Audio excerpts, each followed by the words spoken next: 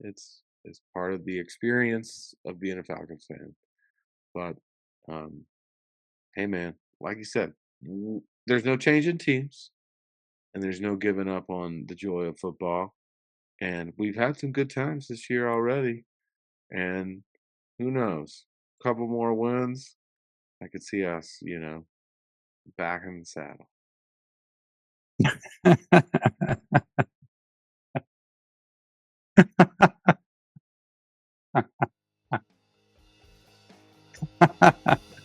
Why not? Who's Yeah, hey, back in the saddle, man. Y'all made this.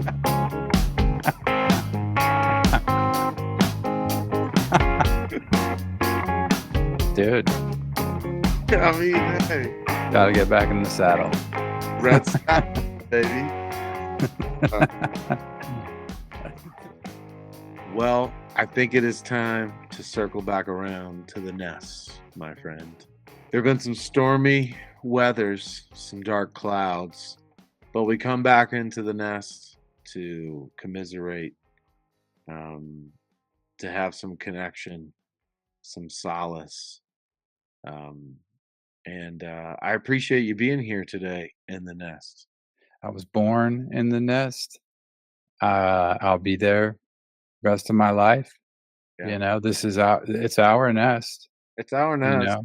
No one else's. Um, we're real fans, and this is what it means to be a real Falcons fan, and anyone that spent any time in the nest knows this feeling. And it's really strange and to experience this like camaraderie and like this like shared struggle, but it is like a bond that you can really really feel Oh yeah. right now. Any Falcons content.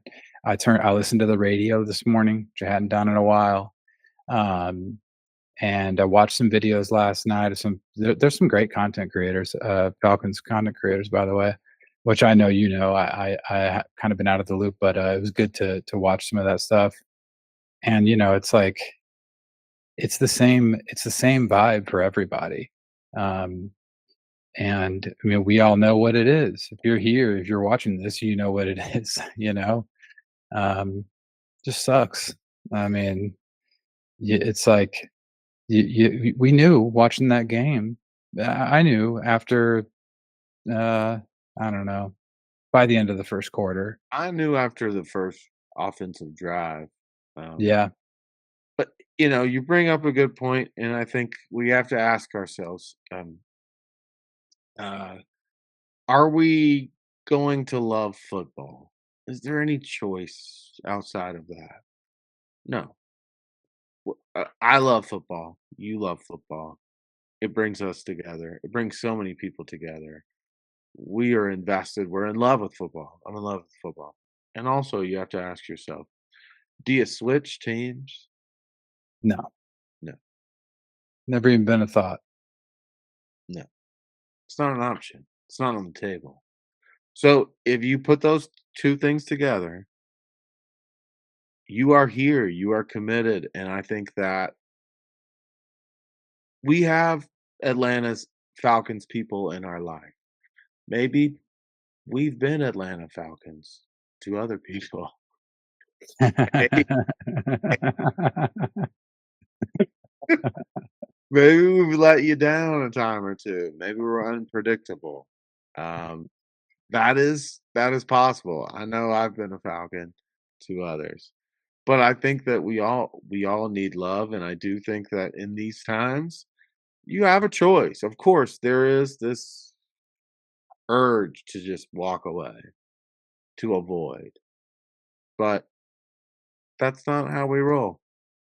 We circle back, we call Kaka to our boys, to our ladies. Ladies Falcons fans, we salute you.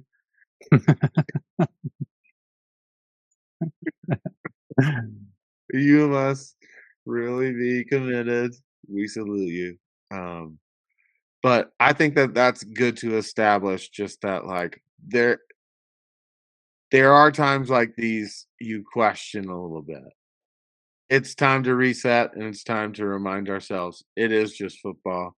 You gotta come back to your center of gravity and know, like, life is gonna be okay, and we're gonna commiserate, and, we're not out there on the field. Our job is to come together as Falcons fans. Because, like you said, we knew Arthur Smith, this guy's not gonna be a Falcon soon, and he's not. And there are times where it feels like we may care about the Falcons than the Falcons themselves. Yeah, man, because we're here, because we're gonna be here, you know? We were here before, I mean, dude, we were here before Arthur Blank, you know? We were here before all these guys, you know? We'll be here after, Sure. and, and so we watch them come and go, um, and and, y that's it, you know? Um, I don't know, man. You see these other teams like doing their Ring of Honor stuff or like the culture after players retire and stuff like that. And I know we've got that here, but it doesn't really compare to. I mean, just take the Braves for example. You know, these guys they come back to the Braves.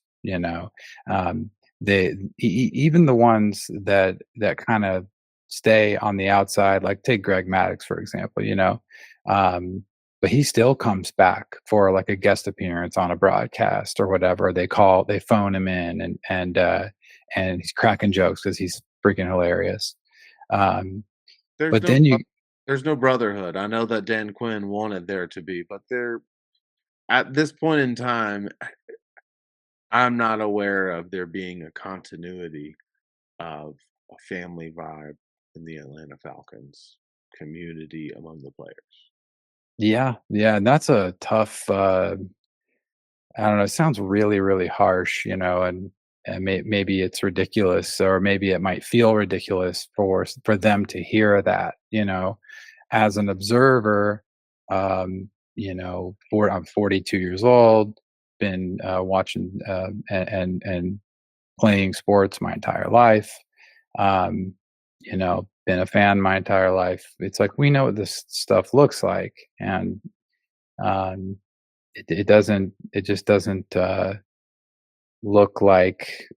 Even take like the Colts for example, right? The Colts, and I know they're balling out this year, um, but it seems like just even and that I use that example because it's kind of a comparable like market size um, and they have a little bit richer of a history, I guess, because of the move from Baltimore and stuff. But it, it just yeah. And dude, shout out Dan Quinn just for that alone.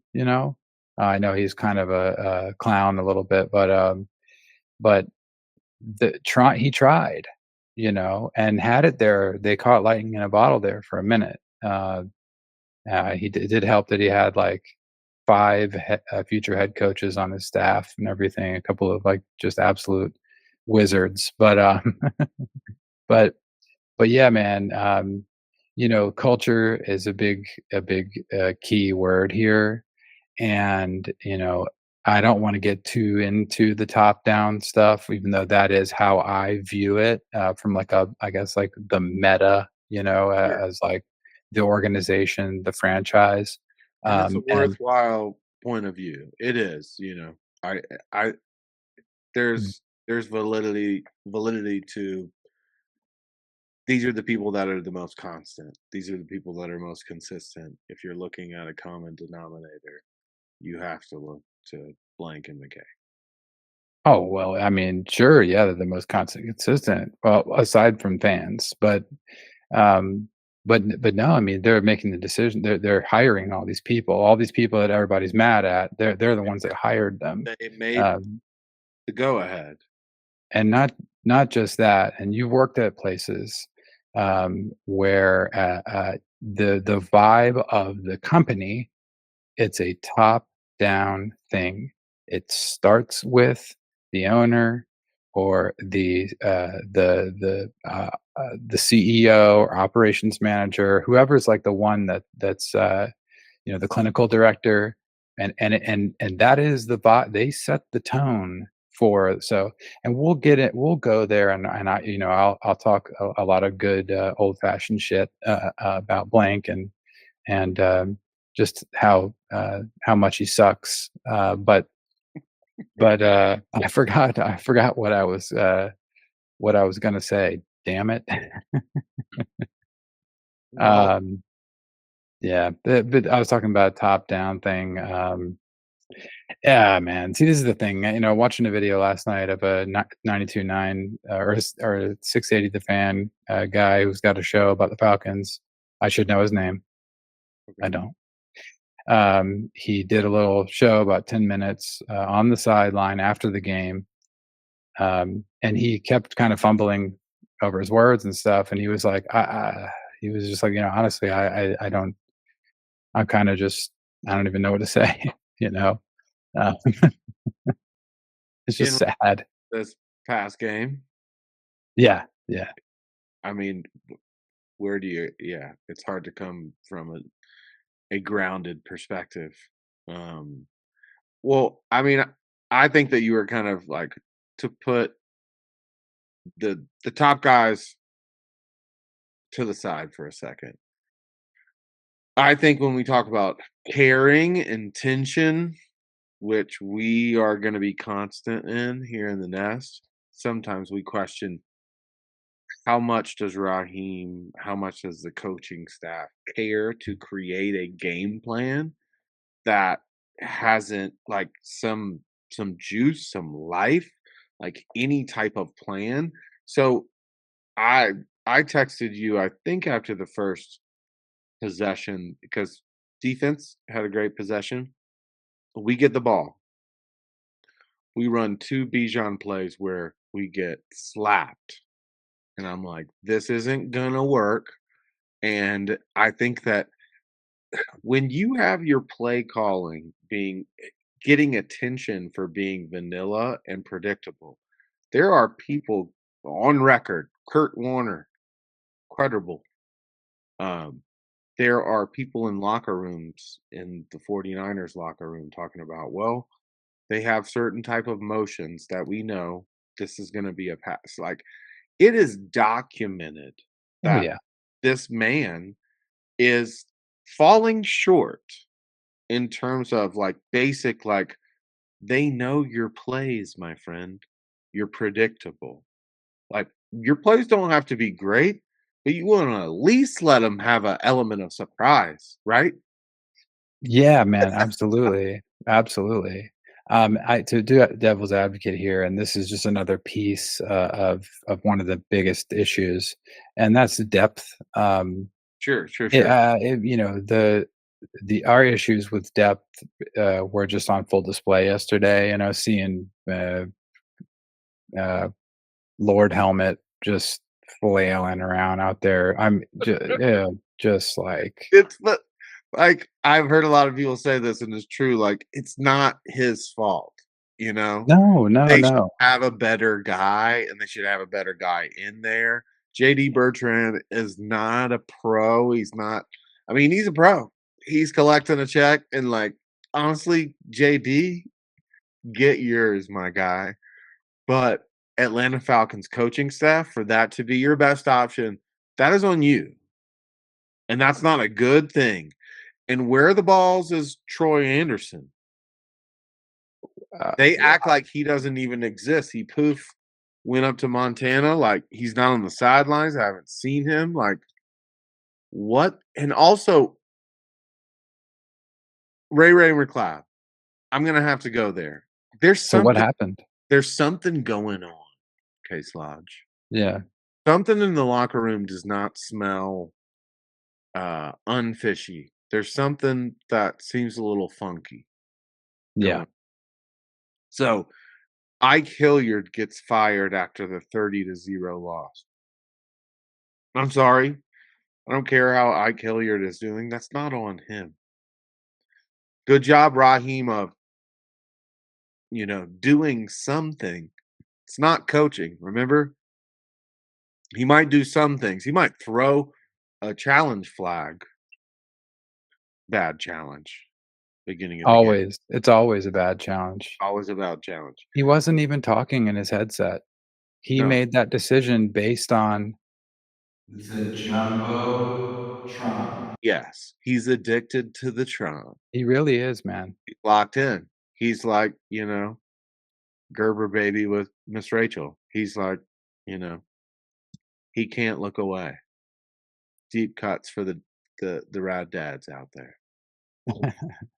Dude, so I mean, it's like I think one reason why I don't get into the Raheem like griping too much is because yeah, I mean, obviously he's got to go. I mean, it's like every game with him as a head coach is a wasted a waste of time.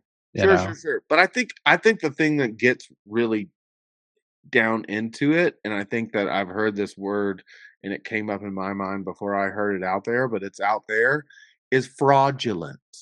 Because I think that the way he talks and the way he postures, it's not genuine.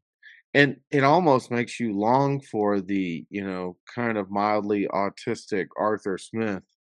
Like, because he told it how it was. He might have been a dick, but you knew where he stood. And Raheem, you're like, you are nothing. You are talking a mile a minute and you're talking a lot, but you're not saying anything. When I have Yeah, nothing to yeah, say, my lips are sealed. Say something yeah. once, why Uh, say it again? coach speak, you know, man. It's like you No, know. no, no, no. Let's no. I'm sorry. I'm gonna have to nudge in here. I hear the coach speak, but it's like this is a level up, and it's here's the thing. He always talks about the talent of his players. He talks about Bijan is the best player in the league. He doesn't talk about what he does, Raheem does to contribute in any type of way with any type of substance.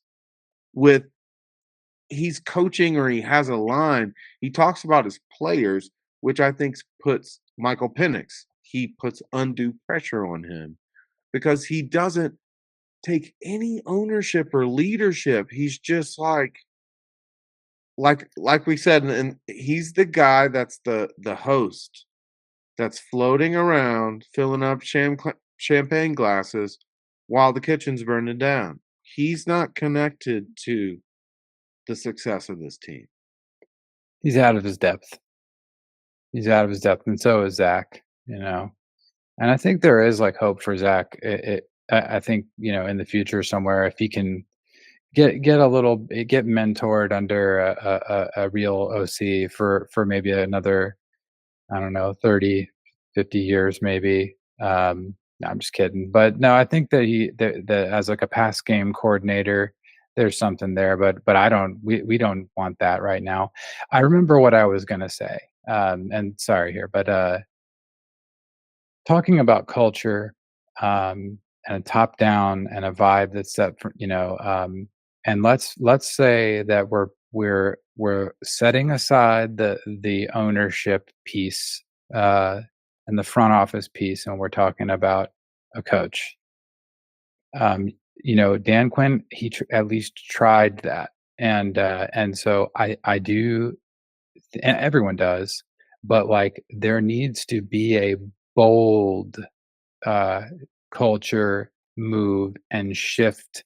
And I honestly think, and maybe this is fan fiction stuff, I don't know, but I think that what needs to happen, and I know that they kind of went for this in a way, but only like halfway is, and I know a lot of teams in the league tried this sort of, but what they did with McVay, with the Rams is they kind of, gave him, like, a lot of control. They found a guy that they said, like, "Hey, we don't really know what we're doing here, so we're gonna let you just really, like, do a lot of stuff," you Sean know? Payton. I mean, Sean Payton's got like executive powers. Right, and so this is Okay. what they did with Belichick in New England, and the Patriots sucked before that. They were a clown team. And so, we are a clown team. It's beyond clown. What's beyond a clown? I don't even know, you Uh, know? maybe There like rodeo clown. You're getting Okay. by. We're rodeo clown level. Yeah. Yeah, just getting, Legs, just the horns straight, we're just getting plowed by the horns, lifted into the air. filed. Um, yeah, man. So, that is I do think that is what needs to happen, and it it's almost like, similar with Jerry Jones.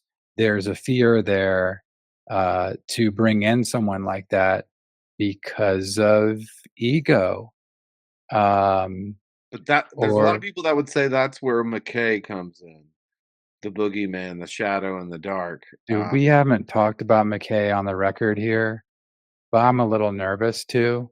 He was on the Because field. he is I can't actually makes me upset, man. So, he's a joke, dude. This guy, you wanna talk fraud? Dude, Rich McKay is a fraud. He's a Well, fraud. he's probably it. He might be, when it comes down to it, more responsible than Blank is if you look at actual decisions and who's been influencing things. So, I mean, who got Kirk Cousins? And I'll tell you who it wasn't: Raheem Morris. Raheem Morris did not ask for Kirk Cousins. I don't even think Terry Fontenot did. I think it came from Blank slash your boy. Where are Mc- you getting this info from? Because I can see it, but I think that, I mean, I think that there were two different kind of factions. faction, sure, of thought, and that we had to get someone free agent. We can't. We've had Desmond Ritter, we've had Mariota, we've had Heineke. We got to have somebody that we can trust. Dumb i- Dumbasses went and signed Kirk Cousins, and another fraud. Um, he's a fraud. Kirk? Uh, Kirk. I mean, he said that he was going to be good, and maybe in his mind he thought he was, and maybe that isn't a fraud, but at least he was projecting something that he is not, and he hasn't been. And this game proved how trash it was. Yeah, I How mean, the he's decision washed, dude. Yeah, he's washed wash. completely. Yeah, and I mean, you don't I guess this is one reason why, you don't sign a quarterback o fresh off of a Achilles tear, He who's had, like 30, he hadn't played a game. 36, I think he was or something, or yeah, man, It'd and, be one thing if don't he came back in the season for the Vikings, exactly.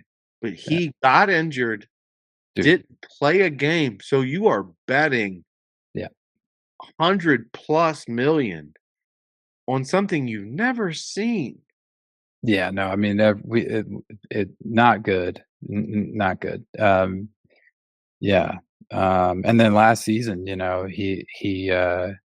he's on the worst run, like we've ever seen from a quarterback, and they just leave him in there, and we blow our playoff chances, And talking about depth, man, like, maybe we would have a decent, 2nd string middle linebacker if we didn't have Oh, of to course. Of dedicate course. 100, whatever, Sure. 40, You can have 8 of them, you know? How important is that, dude? I mean, look at the Eagles, man. Like, look at like they're I mean, dude, what's his they're freaking Sirianni, not a good coach, man. I don't think so. So They're Eagles roster fans, is whatever. That roster is one of the coordinator. best football rosters we've ever seen, Yeah, you know?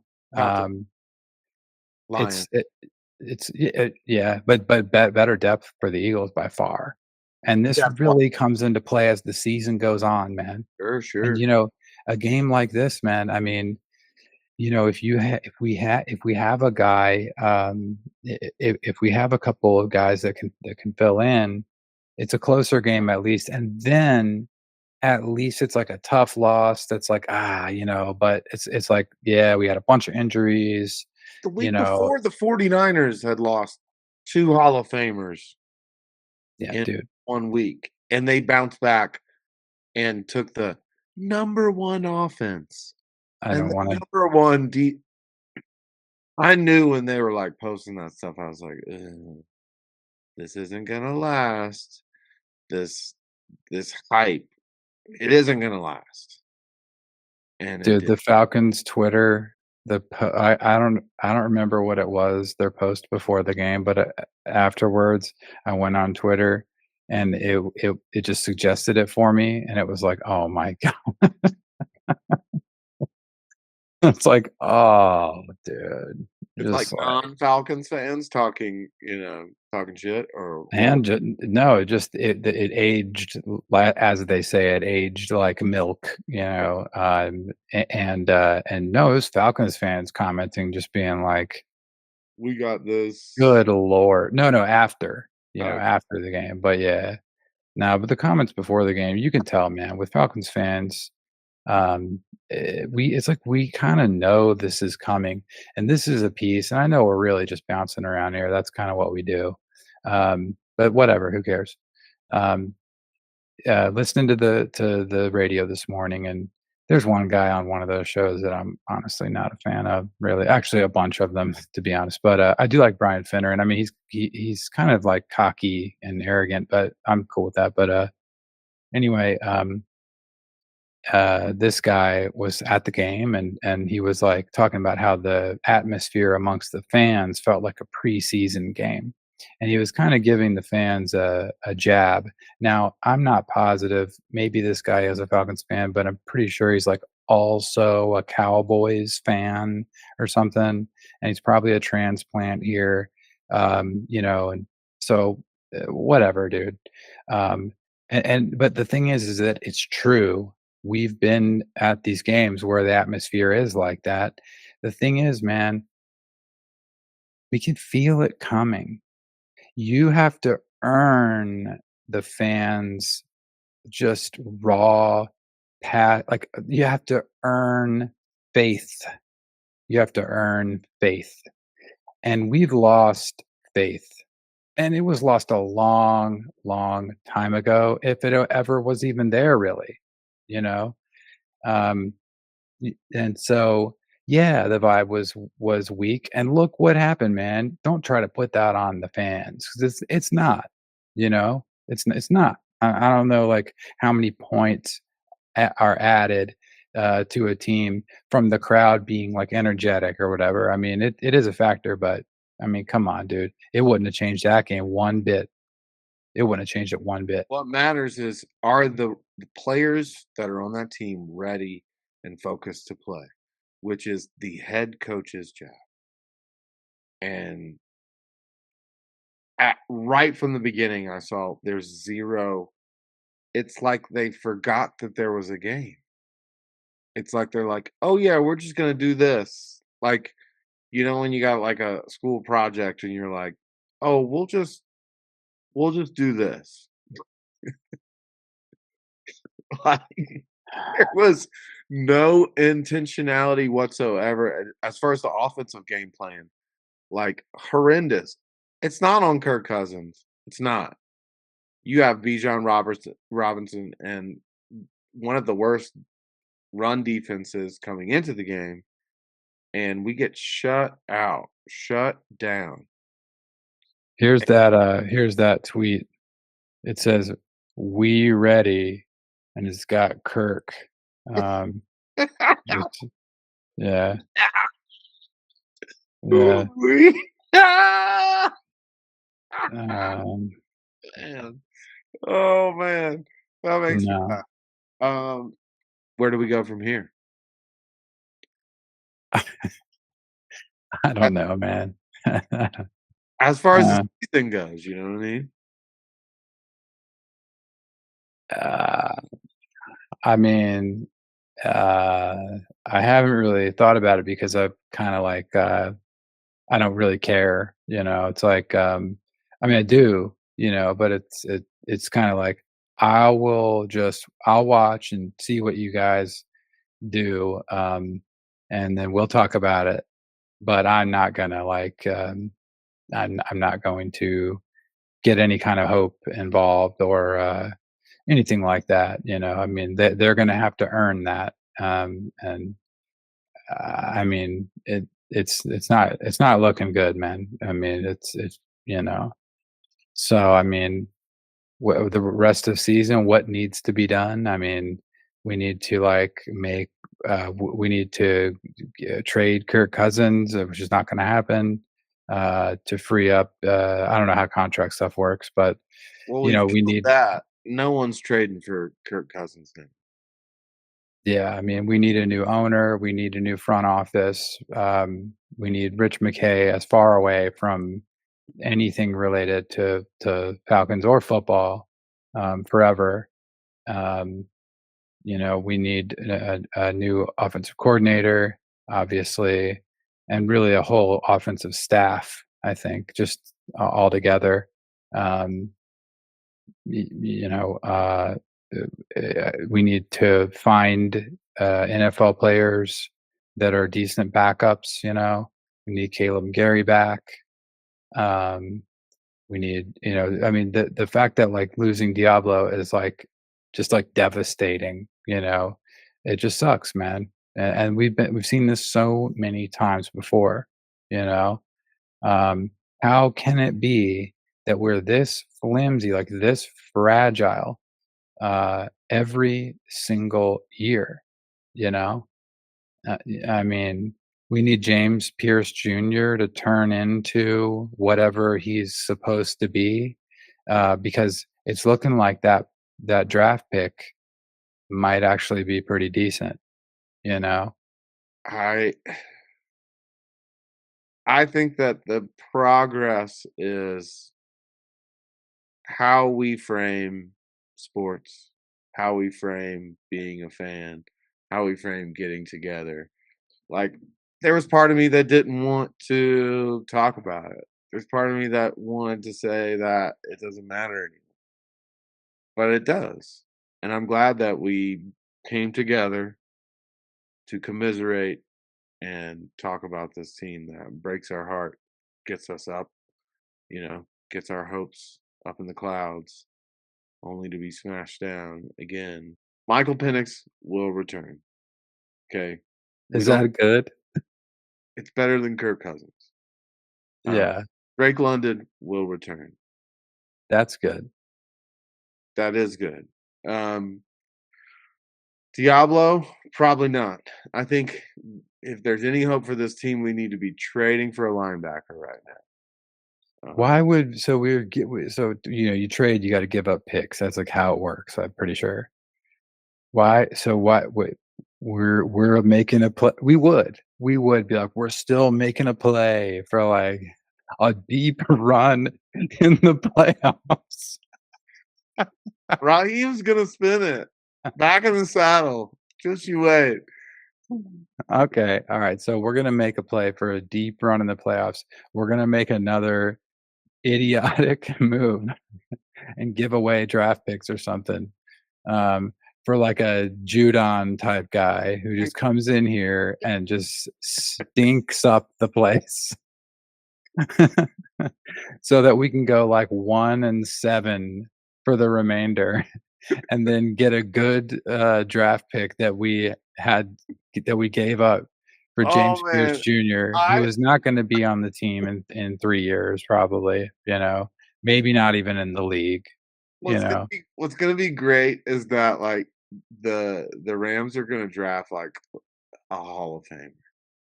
It's destined to be like Oh pick yeah. number 6 and just like Oh yeah.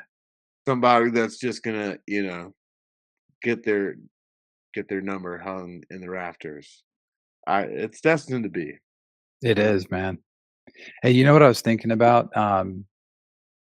So, you know, teams like the Jets, the Giants, like, they can understand the struggle to an extent, it's a little different, much better histories there, and then they'll get certain things, like, really right, but then it doesn't match up with other things, and, it's pretty wonky for both those teams for a while now, but what you see is, like, they'll draft these guys, they'll struggle, um, and then they'll leave and ball out on another team.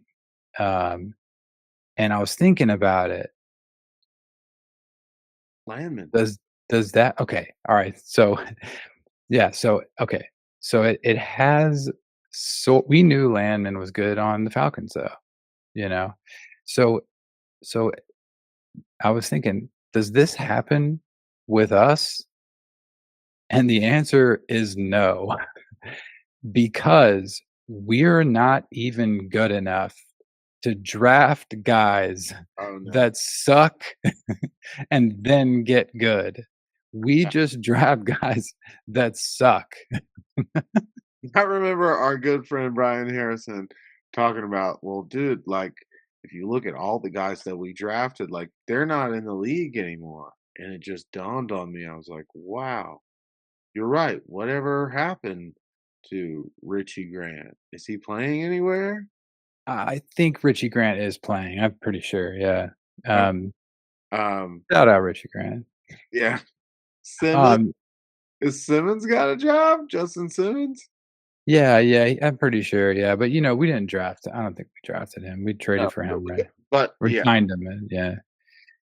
The 2013 draft, I believe, is that has 2013, maybe, but it was, like, within 3 or 4 years, not a single guy it was something like that.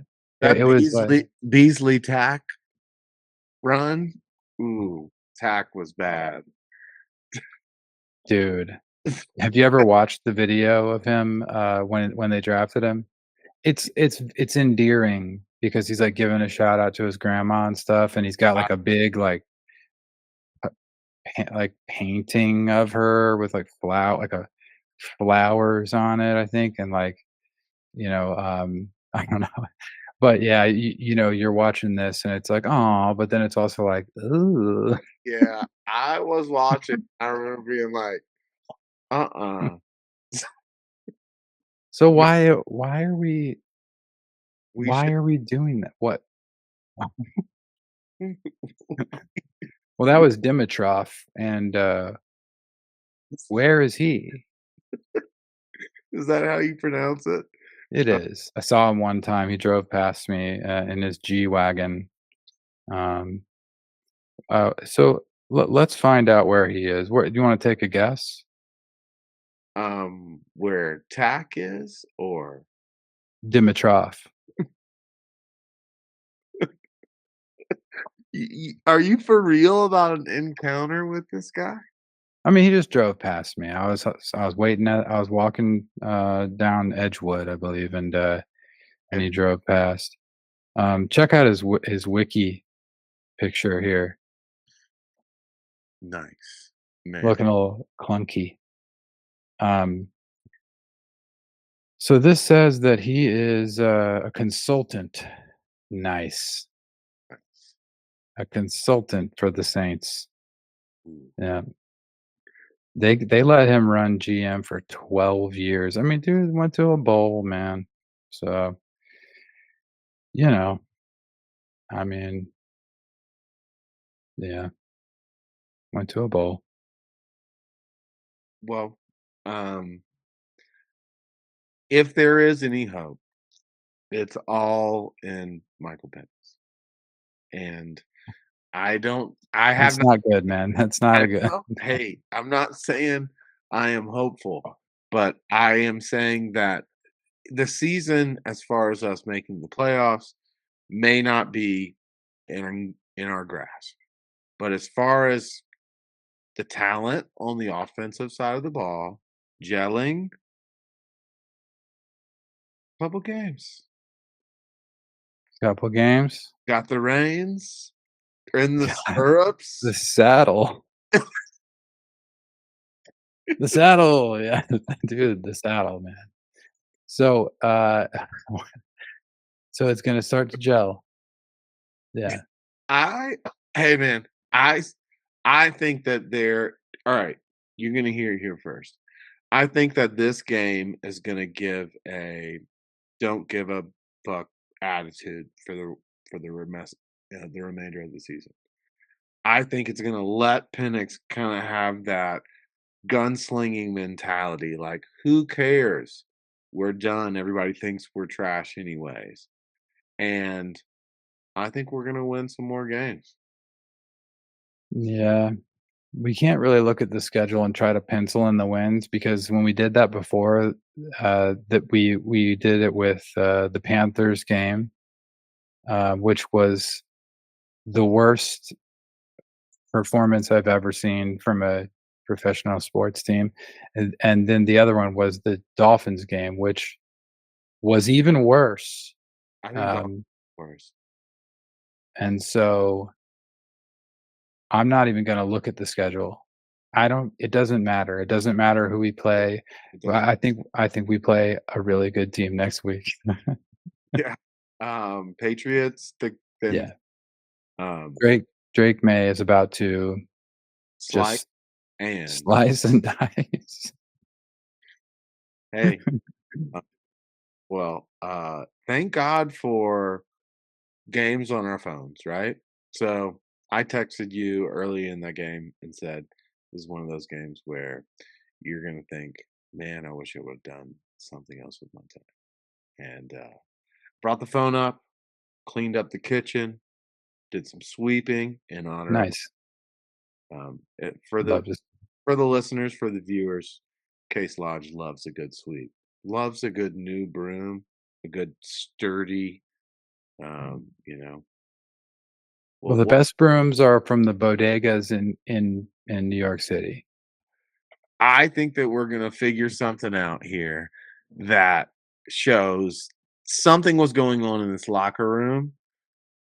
Drake came out not sharp this season. Ike Hilliard got fired. Ray McLeod got fired, got released. Something is going on in Darnell Mooney being weird Mooney is a and great example. but also this Drake London injury was it's like kinda came out of nowhere. Exactly, as well as Penix, and this is what I You think, called that though. but I did, but at the same time, I have a feeling that he could have played both of them, and I believe that he thought that this was a gimme game. Oh, yeah. No, I agree. That's that I confidence that you talk about, the yeah, the posture absolutely. and the like, he he thinks too highly of like this team, especially in terms of the talent. I think he thought to himself, Bijan is so good, I'll just depend on him. I won't even coach. I'll just depend on my talent. And that is not okay. Your job is to be a coach and create a game plan. And I think if we look back, we might look and see how bad was Raheem really. He might go down as one of the worst. Think about all the bad uh, lack of timeouts, the bad clock management, the coup situation, the Kirk Cousins situation. He was injured, but yet played for 4 games and totally bombed it. Now, a game like this that probably cost them the season, he might have made a call to not play Drake and Penix because he thought it was a game. Sure, I could see that, man. I could absolutely see I thought that too. And if that is true, then they deserve what happened. That's what you get.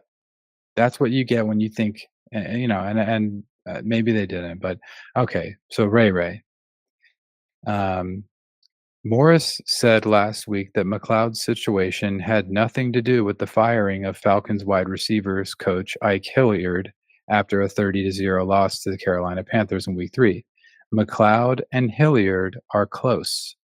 And Hilliard being in Atlanta was a significant reason why McLeod signed with the Falcons in the 2024 offseason.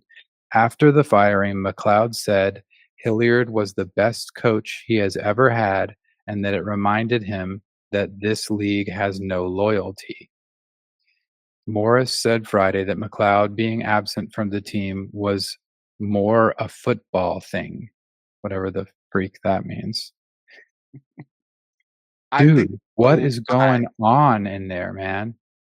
I think that is a lie. I think it is dishonest. You're What, gonna from put me Raheem? he says it's performance based. Oh, dude, of I'm course it is, sorry, bro. No, yeah. Yeah, of course it is, okay, yeah. if you're gonna say that you're gonna cut him on performance base, then there's a lot of other Falcons you could cut before Ray Ray. Yeah, no, Especially yeah. that receiver room is weakener. Well, dude, let's get Ray Ray on the cast. Let's get him on here, man. I would love that. I'm gonna Ray reach out to him. okay.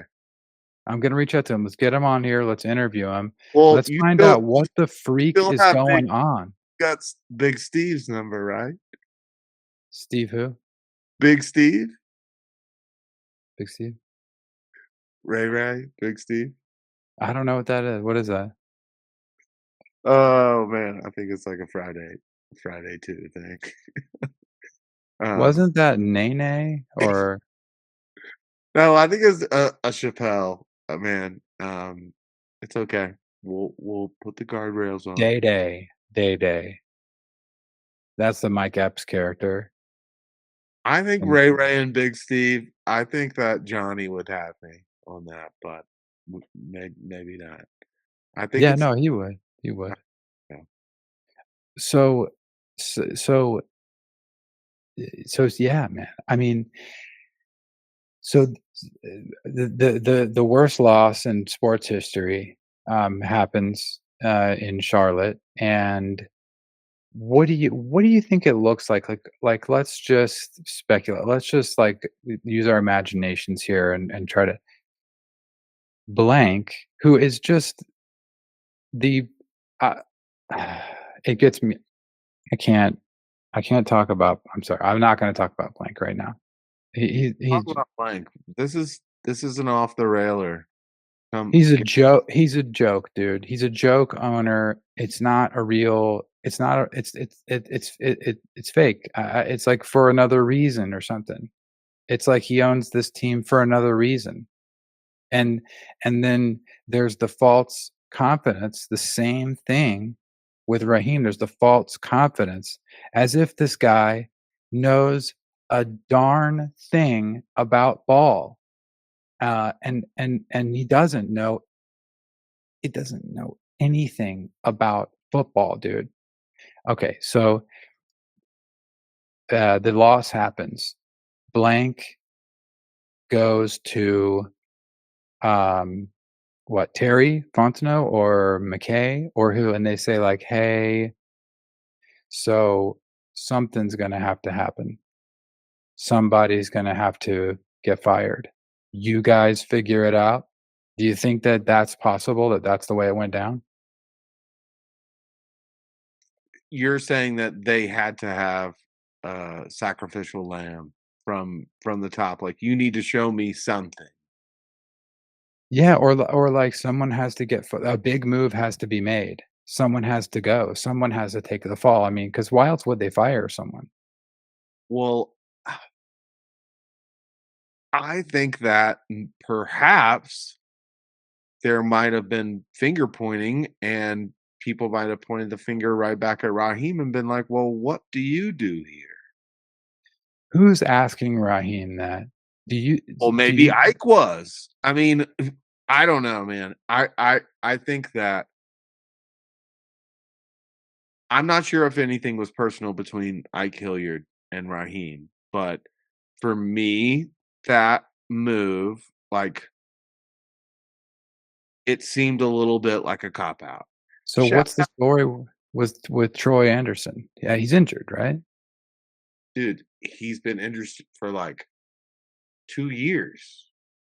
Um, he was supposed to be ready before the season started. but I'm looking it up right now. no no sign. It would be great if we could have Jalen Walker and him back playing defense. I Ulbrich, you have not lost my faith. Um, there's no other coach on that team that retains my faith other than Jeff. Um, done with Same. him, done with Z Rob. Um, get out of here. Um, who knows? Maybe we should have, Ike Hilliard call him in for interim. See Get what he Ike do. back. So with Take Troy that. Anderson, this is what Raheem said in August. You He's know, still in the same situation as he has been, but we got the chance to get him with our teams and our doctors and with everybody else and kind of get updates on where he is and where his projection could be. Morris said before declining to give a full answer. I'm not going to tell you that right now, but I feel really good about Troy and some of the things he's progressed into and how he's going to help us this year, whatever the heck that means. And then this article from Sports Illustrated, the writer says, despite the non answer from Morris, he did not go as far as to rule Anderson out for a regular season appearance in week 1. week Um, one, what are we at now? Like this is what I'm talking about. No communication. You're not. I don't know what your vibe you're looking for, Raheem. Like, oh, I'm too cool for school. It's not a good look. Just shoot it straight, man. What's up with Troy Anderson? Is he hurt? Do you not want to play him? Let's talk. Let's hash it out. But he was a second rounder. no, Troy Anderson? Yeah, Was it second? it was second, my Yeah. friends. I mean, he's a beast athlete. Yeah. But still a weird draft pick if we're being honest, man. Another one. Um, Y'all think we that know better, man. we We can take this Division 2 quarterback and make him a linebacker in the NFL. we're gonna trade up for Rook Aurora. But Rook Rook looks like he has potential, but also um Rook Pierce, they need some coaching. They're raw, but not disciplined from what I can tell. Um hey, so what we can hope for is Penix to find his groove and hopefully Jalen Walker coming back into the defense, bringing people together. But we have given the Falcons more than they've given us this week, and that's okay. But hey, man, I want to thank you for bringing us back to the nest tonight. We needed it. Yep. Sure enough, did. We need to Uh, get back in that saddle. that saddle. Hey, man, who knows? We might be talking about that saddle. Yeah. Yeah. Colts. What? Yeah, I Jonathan, mean, run it. yeah, maybe we get a crazy win, but it's gonna be a Falcon season. It's gonna be a Falcon season. Um, you know, Yar mateys. Our mateys. Yar mateys. Um, with that, one for the books. Take it easy, my cast of Falcons. We'll be back to swoop around in the nest before you know. Peace. Peace.